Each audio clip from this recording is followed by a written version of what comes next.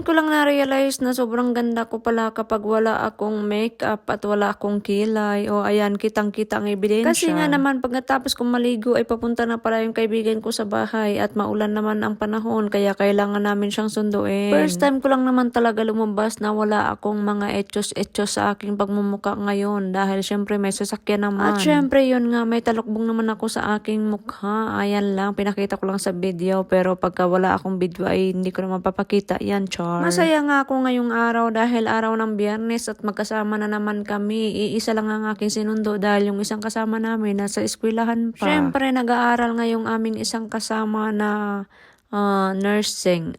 Char, nursing. O, diba? Pinaparal talaga namin siya para naman pag nagtapos siya naman magpaaral sa amin. Charot. Sa totoo lang, wala naman talaga kami ambag sa buhay niya, kundi puro mga kamaritisan lang. So, ayan na nga, habang nasa biyahe nga kami ay syempre, nag-iisip nga kami kung saan kami dadaan para makapamili kami ng aming pangangailangan. Kagaya na lang na magluluto daw kami ng pansit, pero wala palang mga Ricardo. Kaya naman nahihiya pa nga ako sasama sa kaibigan ko para lumabas ng sasakyan kasi syempre nga, di ba, kita nyo naman ang aking pagmumuka, ang ganda ko. Alam nyo mga kapalangga, ito yung mga kaibigan ko na kahit mga wala kaming mga pera ay masaya pa rin kami. Hindi nila iniisip na kung sa bahay lang ba kami pupunta or nainip ba sila sa bahay. Basta ang alam nila, masaya sila pag magkasama kami. Sana kasi naman sa totoo lang, minsan ka lang makakita ng mga kaibigan na masaya kapag kasama ka. Kasi naman sa mga kaibigan ay marami naman talaga tayo mapipili. Marami.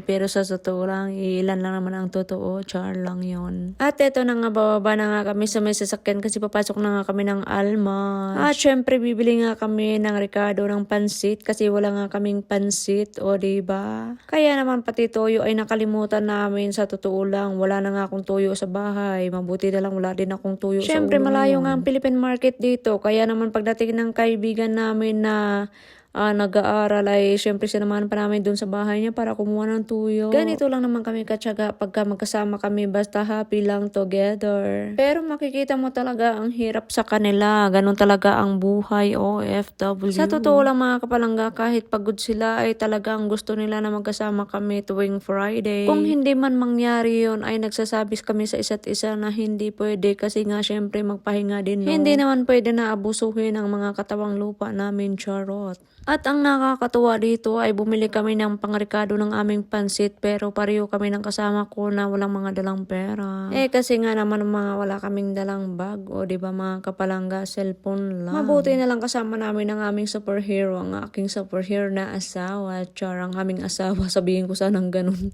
Maraming salamat sa inyong suporta mga kapalangga.